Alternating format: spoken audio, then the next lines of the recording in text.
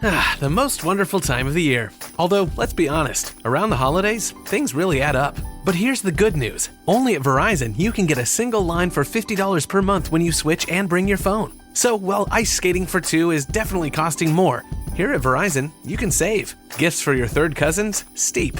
A single line with Verizon? Not so steep. A real tree? Pricey. A single line with Verizon? Less pricey.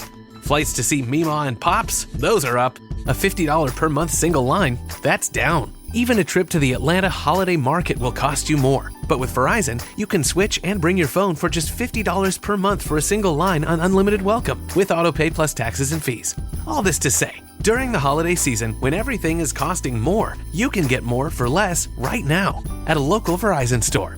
$15 monthly promo credits applied over 36 months with a new line on unlimited welcome. In times of congestion, unlimited 5G, 4G LTE may be temporarily slower than other traffic. Domestic data roaming at 2G speeds. Additional terms apply.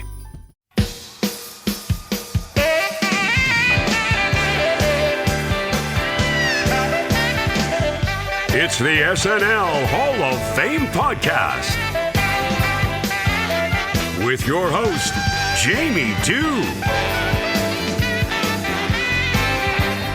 Chief Librarian Thomas Senna. And featuring Matt Ardill.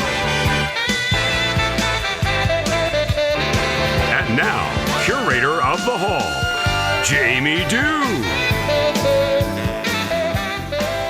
Thank you so much, Doug Nance. It's always great to be introduced by you here in the SNL Hall of Fame. Before I go too much further, please wipe your feet before entering the hall. We run a respectable shop around here, and we don't need any of your filth on our floors. So there's that. The SNL Hall of Fame podcast is a weekly affair. Each week, we take a deep dive into the career of a former cast member, host, musical guest, or writer, and add them to the ballot for your consideration. Once the nominees have been announced, we turn to you, the listener, to vote for the most deserving and help determine who will be enshrined for perpetuity in the hall. Well, guess what, folks? We are mere days away from voting opening. January 10th. Things will kick off. We will open the balloting. If you haven't already registered to vote, what the heck are you waiting for? You need to get on that.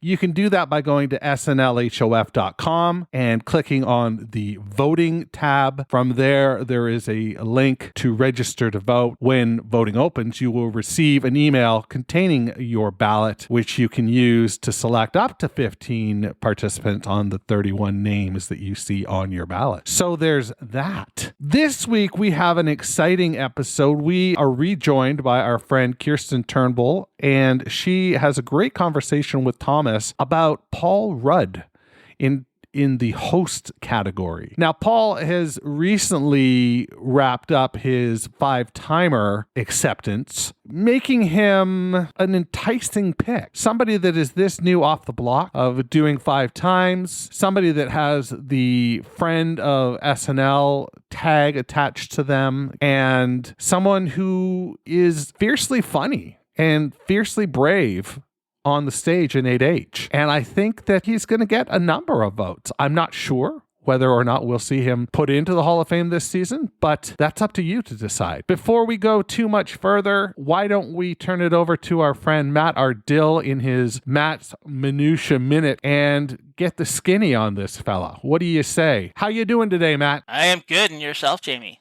I'm great. Thanks for asking. Awesome. So yeah, today we are going to be talking about the elfin Paul Rudd, the man who never ages. I'm sure he has a painting somewhere that is hidden in an attic that is showing horrible signs as he remains young. Yes. He is 5'10", born April 6th, 1969. His first time hosting SNL was November 15th, 2008. That's season 34. It's with Fred Armisen, Will Forte, Bill Hader, Daryl Hammond. His 5-timer appearance was December 18th, 2021. Season 47, and that's also his most recent appearance. So he's done 5 actual episodes with 6 cameos. Again, another prolific performer. 129 actor credits, 7 producer credits, 4 writer credits. He is a former bat mitzvah and bar mitzvah DJ. in the 90s. Video does exist with him rocking a very 90s center part bowl cut, yellow tuxedo jacket and shirt, as well as cargo shorts in pure high 90s fashion. His acting debut is actually a 1991 Super Nintendo commercial. Again, peak 90s. His first film was Clueless, and followed by Halloween 6, The Curse of Michael Myers. Now, he is an uncredited performer on Yat Dat Da song from Bob's Burgers. Rudd had a tragedy. His father passed away from cancer immediately before his first time hosting SNL. Rudd and his father loved SNL. So if you watch his first appearance, he actually paid tribute to his dad by wearing his father's Navy shirt. And at the end of the credits, he's holding it out and blows a kiss to the sky to just thank his dad. And he's just one of those guys who commits to the most bonkers of concepts. I mean, Wet Hot American Summer was the movie he said he found his comedic voice in. You've got that long-running prank that he would play on Conan O'Brien, where he'd play a trailer from that horrible movie every time he showed up. And this didn't surprise me. He's actually high school friends with John Hamm. Oh, wow. So they have been friends for years, and that they both kind of share that similar sense of humor makes a lot of sense to me. They're both willing to go that extra mile. Rudd is actually a huge Steve Martin fan. He was discussing his favorite names made up by Steve Martin, and in specific, Gurn Blanston. Person at a party mentioned Judd Apatow had an email address that was based on that name, which led Paul to email Judd and start their partnership. And later, when Judd recounted this story on an interview, Steve sent him a signed copy of his memoir, Born Standing Up, signed by Gurn. As Paul said, it's one of the greatest things he's ever got in his entire life. So yeah, it's he's a lover of comedy. He's a lover of classic SNL. So yeah, good strong case for him to be in the Hall of Fame. Well, let's get right to that then. This is Kirsten Turnbull in conversation with our co-host Thomas Senna. Thomas, take it away.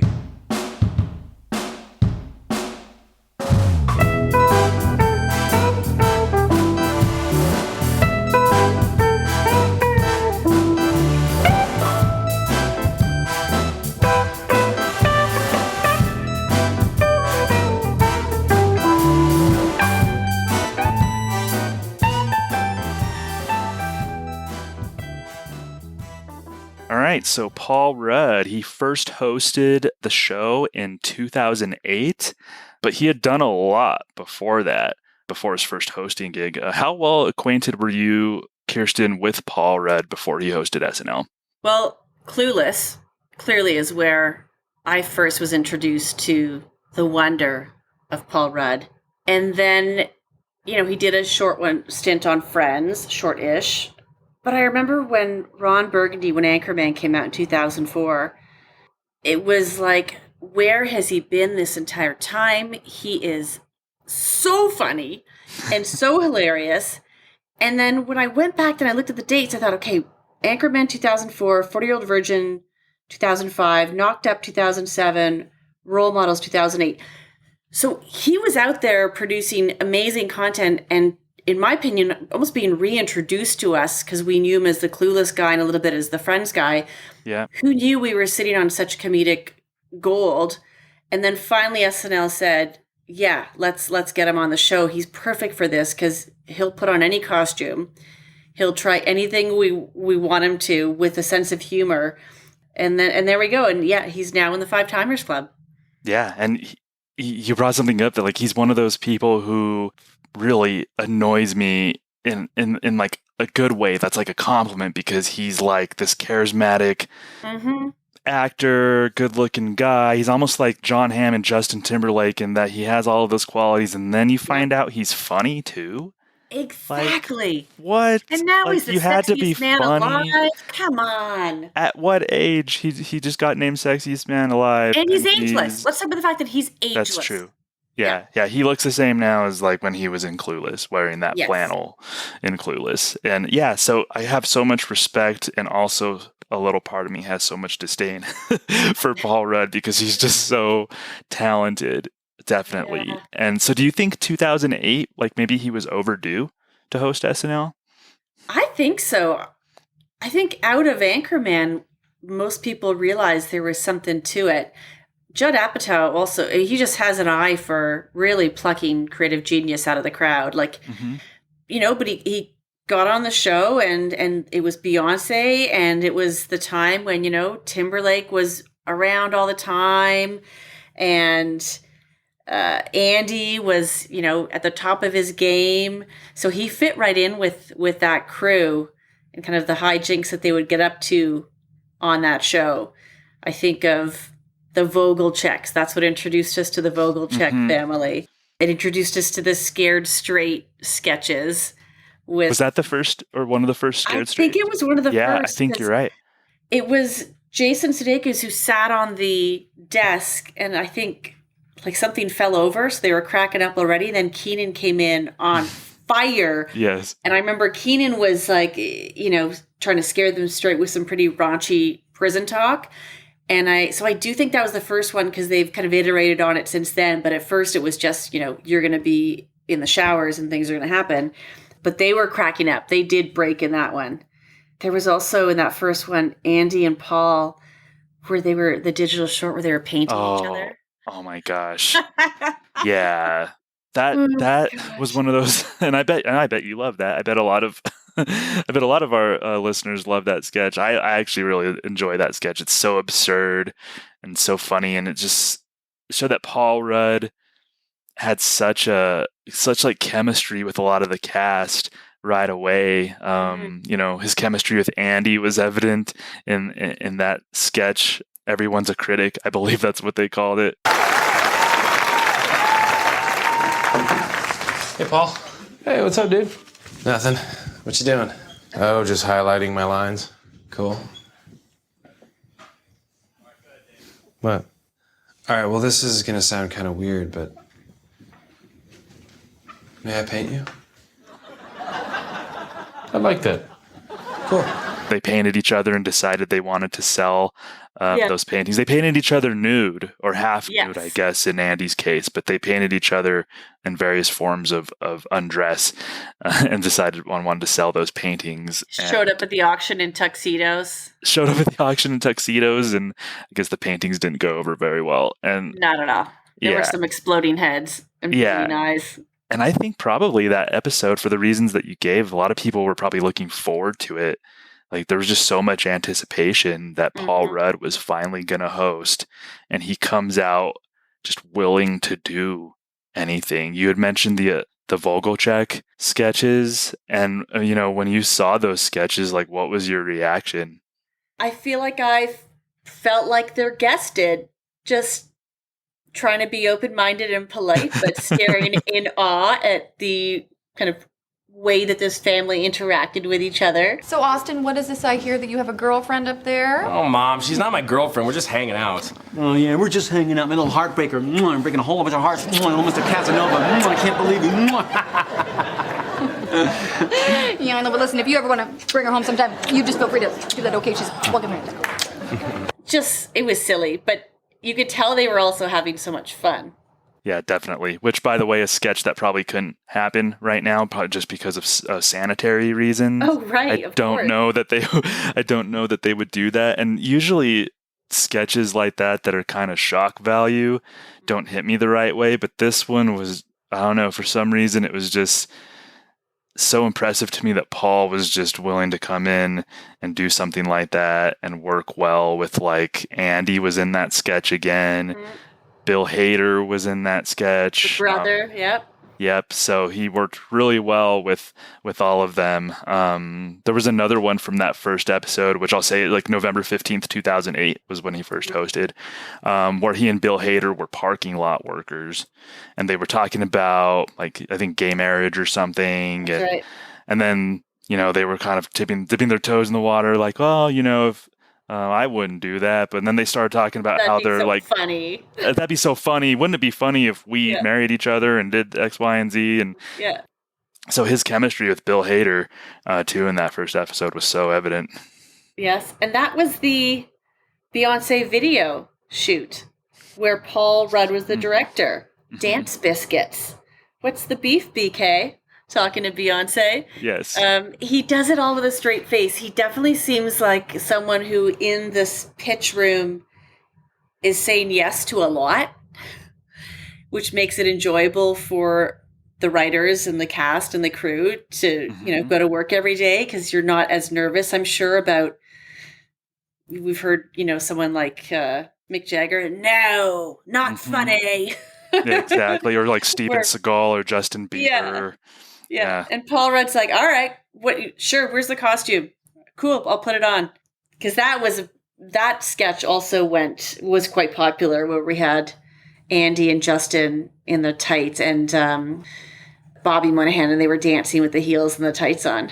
Because that was the popular video, right? The Beyonce dance moves. Exactly. Yep. Yeah. Mm-hmm. Yeah. Yeah. So you're talking about Beyonce, and we're gonna take that opportunity to play a little game.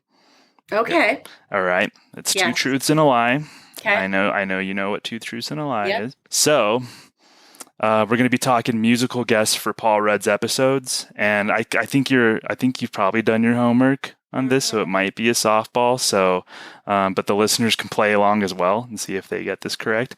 So, which of these was not a musical guest for Paul Rudd's episodes? So we have Paul McCartney, DJ Khaled, or Taylor Swift, who wasn't a musical guest on a Paul Rudd episode.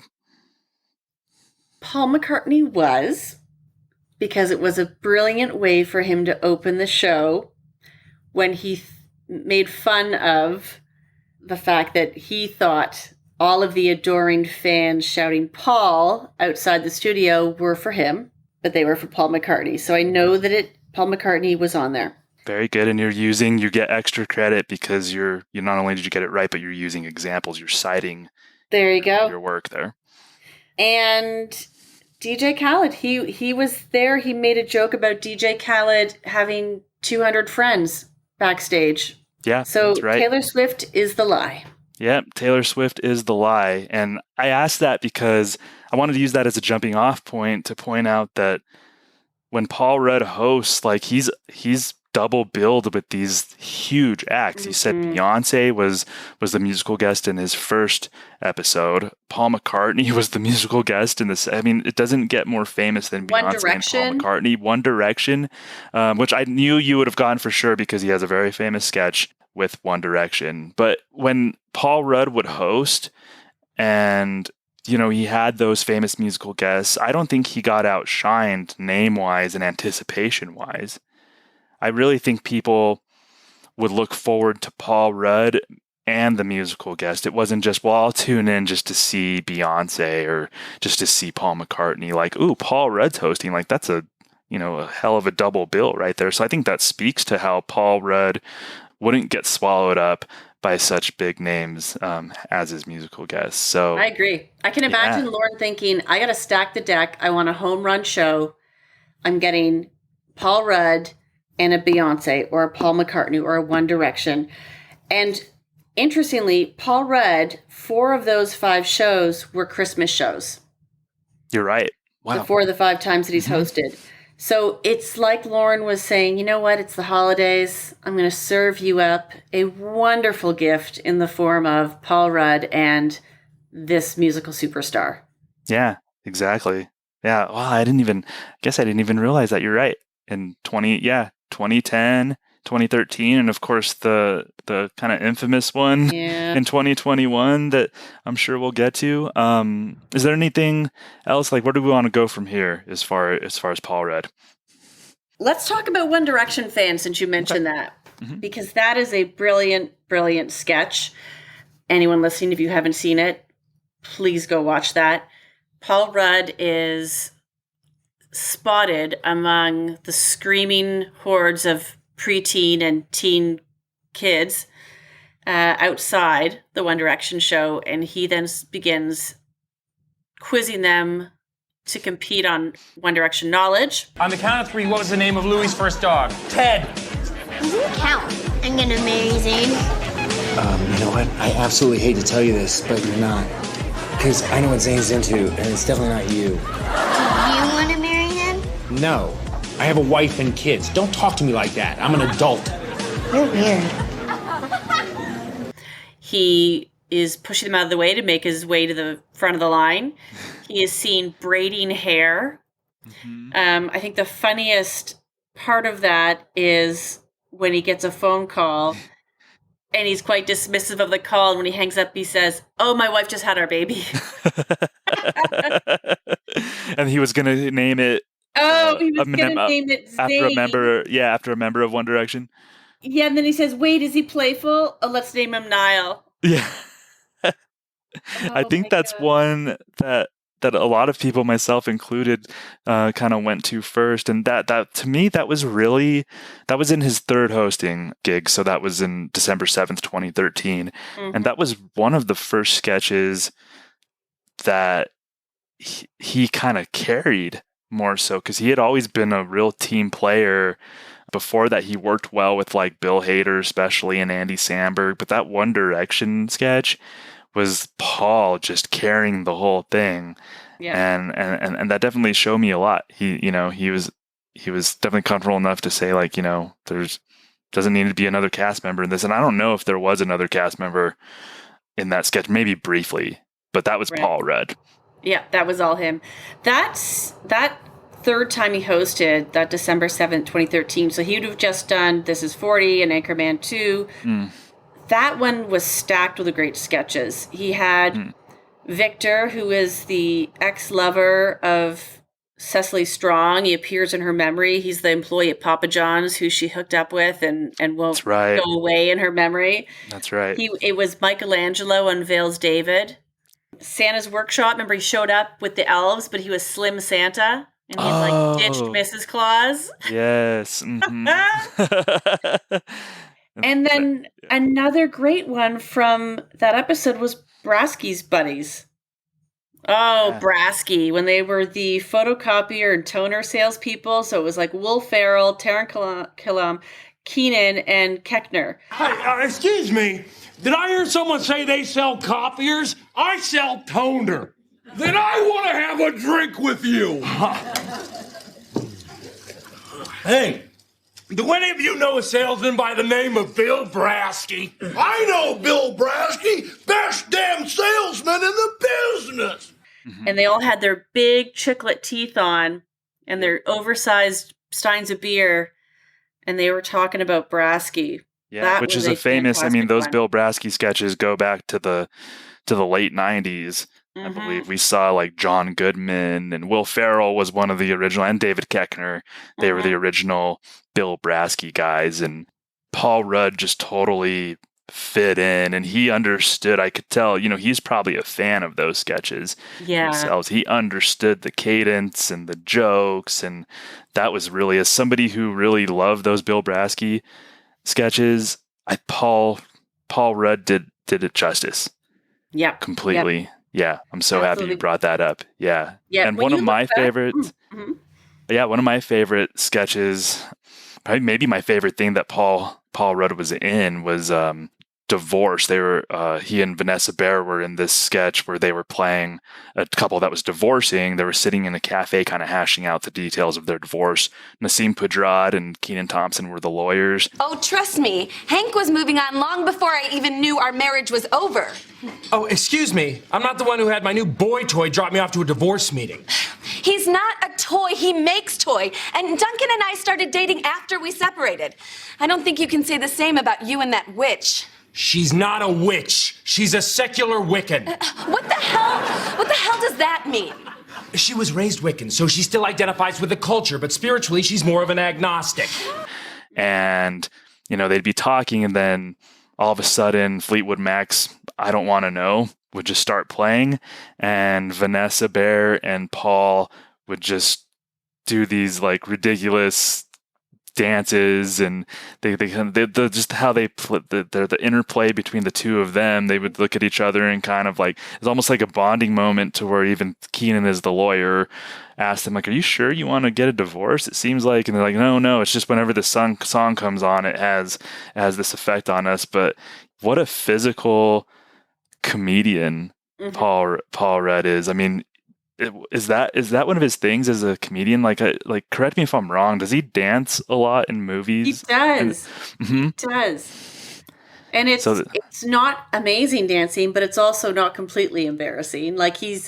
But he just does it. That's the thing. He does it unabashedly. He will just dance his butt off, and you're right. He does it all the time. Yeah, that's one of my favorite. And the fact that it's not great dancing, I think, is what makes it endearing. It's just goofy, and you could tell he's just having a lot of fun. And if for listeners, that's not on streaming services because it uses a pop song. But if you just Google SNL or Paul Rudd divorce SNL or something like that, you can use those key terms and that'll pop up. But I highly recommend that one. And that was all like the One Direction #1 fan. That divorce sketch, Bill Brasky. What else did you name from just that episode? Michelangelo and Ville's Michelangelo. Santa's Workshop, Slim Santa. That was all in the same episode. Yep. And to talk about recent classic episodes, I mean, that's one that has to be mentioned. And a lot of it was on the strength of Paul Rudd's performance. It wasn't just the writing showcased Paul, it was Paul's performances. I guess I didn't ask you, like, what do you look for in a quality SNL host and maybe a Hall of Fame level SNL host, and how does Paul fit that? I think he is the consummate team player, always ready to join in no matter how small or large the role. I think he's gung-ho, open-minded, will try anything, will say yes, and with no judgment. I think it's really important that he has done cameos for some heavy hitters. The people that have called on him for cameos: Will Ferrell, Zach Galifianakis, Jason Segel, Andy Samberg, John Mulaney. Like, he has appeared on their episodes in a cameo, which says a lot about, I think, him as a person, his likability, his status at SNL. He could have been a cast member, I would think, in another world. I think those are all qualities that make for a fantastic host. You show up, you're ready to roll up your sleeves, you've got a really great attitude about anything and everything you might hear or be asked to participate in or perform, and you're really well liked. Yeah. I mean, Paul Rudd's kind of perfect. We've established that. So we have established, I would believe, as much as I wanted to fight it back in the day, I think he is like maybe the perfect person. Yeah. When I've thought about hosts, I always find it interesting that they even call them hosts, because it almost seems like the good hosts are the ones that are willing to maybe not lead the show like a host of something would, but they're willing to get whisked away by the show. Like they give themselves over to what the show is. And I think definitely that, to me, that's part of what makes a good host, for sure. I agree. That's a great articulation of it. I would put, Timberlake in that category, and like John Hamm's, like people that just dive in. Yeah. And then there are some that are, J-Lo's probably in that. Some of the athletes are in it, where there's a distinction, and you see them in a sketch versus just seeing a sketch full of great folks. Right. You could tell they're maybe a little hesitant. They're at kind of like the edge of the pool, and they're like, I don't know if I should, but Paul Rudd's just like, bikini briefs, let's dive in and let's dive in and do this SNL. Yeah, absolutely. Yeah. So the next time he hosted, his fourth stint was in May of 2019. We mentioned musical guest DJ Khaled was the musical guest, and you probably have this on your list, but I wanted to ask you about one sketch in particular. Was the Colleen Rafferty time travel sketch with Kate McKinnon. Like, what are your thoughts on that overall, and just how Paul kind of played into it? Yes, because she was climbing all over him. Yeah. And I think that validates everything we were just saying, in that Kate McKinnon felt like, A, he could handle that, but B, he could handle that, right? Like, she could climb all over him like that and get in his face, and he would make the right choices to play along. There was a lot of trust there that I think wouldn't work with, like a Peyton Manning, or, think of another athlete that's been on that show. I don't know that would have happened as nicely. So yes, he was fantastic on that. And that was a great sketch. He also on that one showed up in a fantastic digital short. And that was that the Game of Thrones one? That was, Grace and Frankie. It started off as like a Game of Thrones rap. Yeah. So what was that? Describe that one. That one was Pete, and he was rapping about Game of Thrones, but in a way that he clearly had not watched it, knew nothing about it, and he was called to task. He then was encouraged to just sing or rap about what he actually liked, and so he started rapping about Grace and Frankie. And he then had, Paul Rudd show up out of nowhere, and he also liked the show. And at the end, we had Grace and Frankie make a small cameo wearing their faces on T-shirts. So yeah, they did. Yeah, definitely. That kind of made me think just now that part of being, I think, a really great host is working well with different maybe eras of cast members too. So we had talked earlier about how he worked well with Bill Hader and Andy Samberg, especially in the early years. Seemed to have some rapport with Vanessa Bayer too, and we see him here. We mentioned his rapport with Kate McKinnon and also Pete.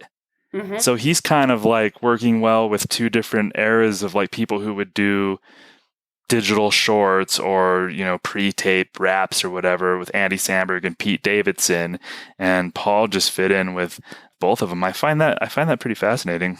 Yeah, and again, just so gung ho. People know I think he creates a really safe space for pitches and ideas, and that generates trust, but it also generates ultimately some great material, because even if that pitch isn't great the first time, he is open-minded enough to get it to a place where his positive attitude may make something better of it, or improve it, or enhance it, or just give it that extra push that it needs, that it may actually be something funny. Yeah, definitely. I could see maybe a writer or cast member who wrote a funny sketch that even weeks before Paul's on the show, saving it because they know that Paul Rudd's going to be hosting, and they're like, oh, well, I won't try it this week. I know Paul's going to be here in a couple of weeks. I'm going to save it for him. I could see him being that type of host where material actually gets saved for him. Yeah, absolutely. Yeah. In that episode, he also did the Ouija board dad sleepover. All the girls are having their slumber party, and he comes in as kind of lame dad, which, again, a lot of versatility. Very versatile. Yeah, he plays a good lame dad, and there's a nice showcase for Melissa Villaseñor, and a good it's a good example of Paul just he didn't have to dominate all the time as a host. Like, that was just a great role for him. That's a great example. Yeah. So anything else? Yeah, go ahead. No, I was going to say, sadly, that last show of his. Yeah, let's dive into that one. So, Crazy Times. Really well handled. Really well handled, I think. It was clearly a very unique situation. The empty studio due to COVID. Mm-hmm. There had been a few pre-tapes done, but almost the entire cast and most of the crew had been sent home. It was just Keenan, Michael Che, and then they had Tina Fey show up and Tom Hanks show up, and Paul. And they sat, just three of them in the audience at times, and they would do Weekend Update Live. They showed the pre-tapes, and then they played some of their kind of older, more famous material from the holidays. Mm-hmm. It was really touching. It felt very human and very real and very authentic to see how the pandemic was affecting everyone, but how people were improvising and pivoting and making do. Mm-hmm. Yeah, that was I felt so many emotions that night. It was bizarre. It was a very bizarre night. It was. I felt a little uneasy, but you're right. I also felt touched, just by what they were able to do under those circumstances, and I felt that the show was in capable hands with Paul Rudd. I mean, going in, none of us knew what the show was going to look like, but I think we knew that Paul was still going to be there in some capacity. So I felt this trust in Paul Rudd being the host for that particular show, that if they had to call an audible on what they were going to do, that Paul Rudd was going to just roll with it. Like they were going to be in capable hands. Like I didn't know Tom Hanks was going to be there and Tina Fey and all that, but just knowing Paul Rudd was the host that week made me feel like it was in capable hands. I don't know about you. Yeah, I agree. And they did get a couple good pre-tapes in. They had the kind of Pete Davidson of the future, black and white, and lounge singer. And then great. They had Paul Rudd was his, kind of forgotten out in the snow rider. But I really liked the Christmas socks one with Kyle Mooney. Yeah. And bizarre. Yeah, that was Rocks. So weird. So PJ Rocks. Yeah. It's been a real tough year. See, we got a bird, and it looks as if the bird has flown away. The boy was low on cash, so I helped him out. But then I had to ask about this bird. Tell me about the bird. Did it say any words? Or was it just one of those quiet birds? Yeah, that was one of those kind of classic weird Kyle Mooney things that he got on the show. Yeah, I am really curious because that was his 5th time, and we didn't truly get to celebrate in a way that I think was worthy of it. The jacket, the robe. And so I wonder if next time he hosts, he gets a little more fanfare around his joining the 5-Timers Club, because that kind of was affected by what happened. Yeah, definitely. I think we all as fans hope that for sure. What if you had to put a percentage on it? What percentage chance do you think there is of him hosting a 6th time? Oh, 100%. Yeah, I was going to say like 98. Yeah, 100%. I just don't know if it'd be this year, but he will. He's a ringer. He is just a guaranteed good show. And I'm sure that's hard to say for a lot of people. Like a Tina Fey is, a Will Ferrell is, like there are certain people, but those are former cast members. When it comes to outside hosts, that list it's not that large. And he's someone that I think guaranteed will level up the episode for everyone, both the audience and the team that puts the show on. Yeah, definitely. And I have a feeling Paul really wants to host again. So I don't think he's gonna say no. No. If they ask him again. Yeah. Are there any other moments or sketches that stand out before you make your final case for Paul Rudd in the SNL Hall of Fame? I really have covered so many. Yeah. Listen, he's perfect. We know that. He's the sexiest man alive. Sure. He's ageless. Yep. But he really does bring all the qualities of a fantastic, reliable, committed, here for fun, here for a good time, but will never let you down type host. And when someone is that trusted with such a big undertaking, they have to be in the Hall of Fame.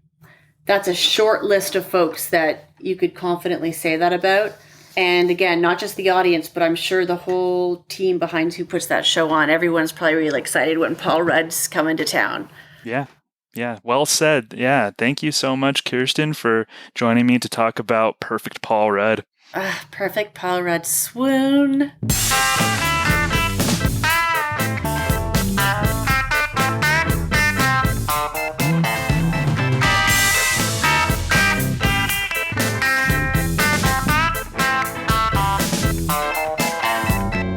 All right. right. Thank you so much to our guest, Kirsten Turnbull.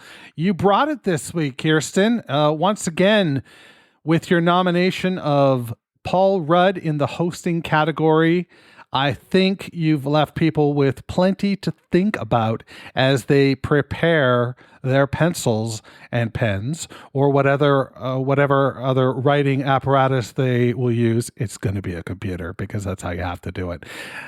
To log your votes when the time comes, January 10th. So there's that. Really happy with today's episode. A nice deep dive into the career of a fan favorite and clearly a show favorite, Paul Rudd.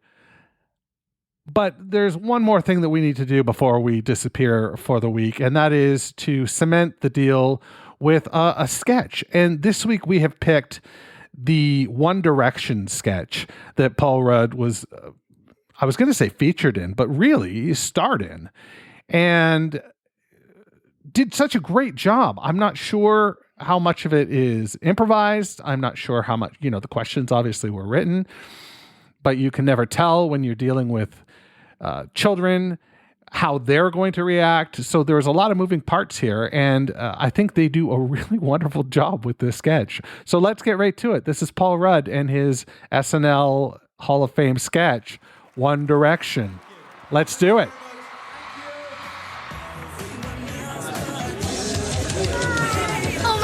We love One Direction. My favorite is Liam because he's really cute. I got so starstruck, I almost fainted. Do I love One Direction? I don't know. Is Liam's favorite color purple? It is.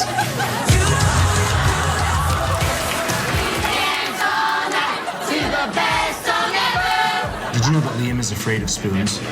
Isn't he the craziest? Yeah, it's like, how does he eat soup? You're hilarious. I like it. On the count of 3, what was the name of Louis' first dog? Ted. He didn't count. I'm gonna marry Zane. You know what? I absolutely hate to tell you this, but you're not. Because I know what Zane's into, and it's definitely not you. Do you want to marry him? No. I have a wife and kids. Don't talk to me like that. I'm an adult. You're weird.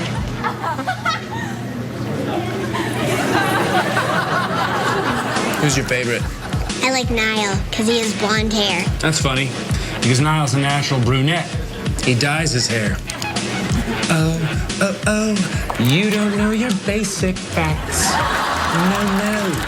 Hey, you know what song of theirs I love? What?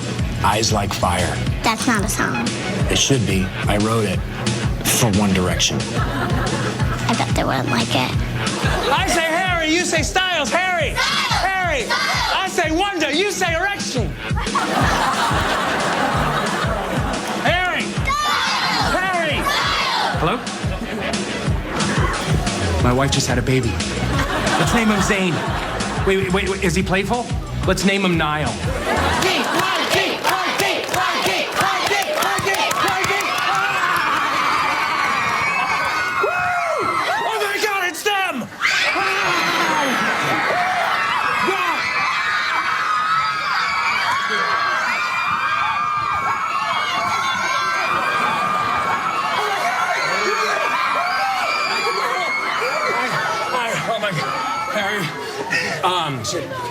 Would you guys sign this? Is this for your daughter? Yes. Oh, you're a great dad. What's her name? Her name is Dan Charles. It's a really pretty name. Is there somewhere to sign? Oh, yeah, here. Yeah. Sign it all over my back. Sign that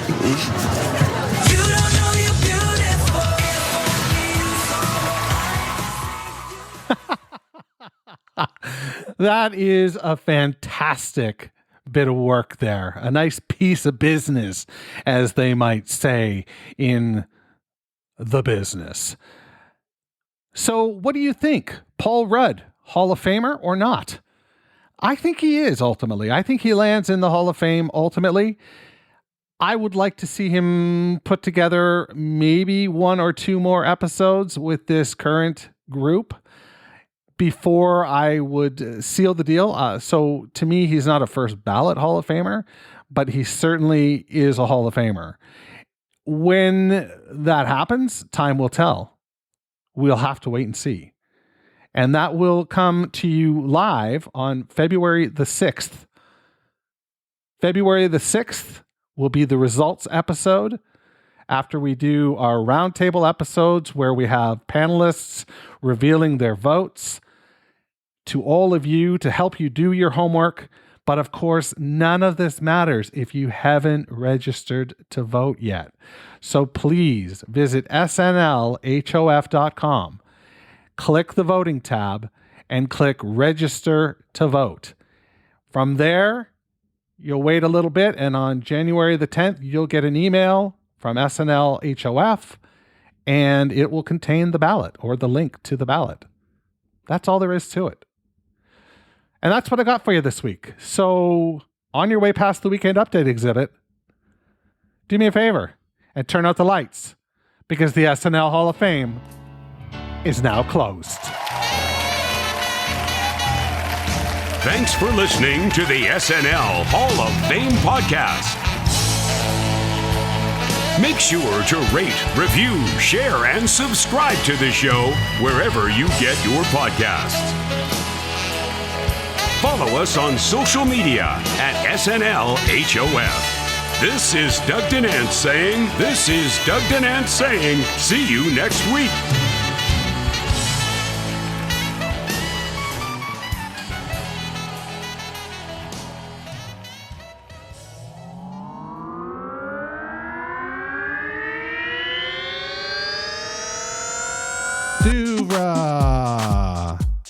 Podcasts and such.